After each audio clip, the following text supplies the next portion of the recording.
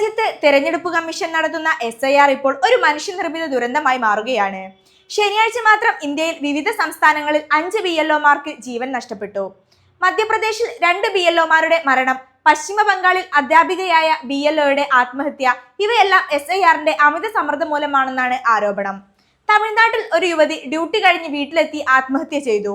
ഗുജറാത്തിൽ മറ്റൊരാൾ കുഴഞ്ഞു വീണാണ് മരിച്ചത്. അതിനിടെ കൂടുതൽ വേഗത്തിൽ പൂർത്തിയാക്കണമെന്ന നിർദ്ദേശങ്ങളുമായി കമ്മീഷൻ മുന്നേറുന്നു. പല ജില്ലകളിലും ഫോം ഉടൻ തിരികെ നൽകണം, വീട്ടിലെത്തിക്കരുത് പോലുള്ള നിർദ്ദേശങ്ങൾ ഉദ്യോഗസ്ഥർക്ക് അസഹ്യ സമ്മർദ്ദമായി മാറുന്നു.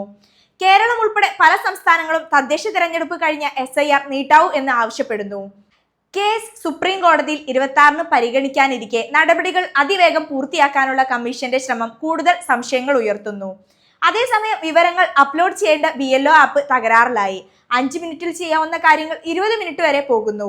ഇതിനൊക്കെ ഇടയിൽ BLOമാരുടെ ജോലി അസഹ്യമായ ദൈനംദിന പീഡനമായി മാറി.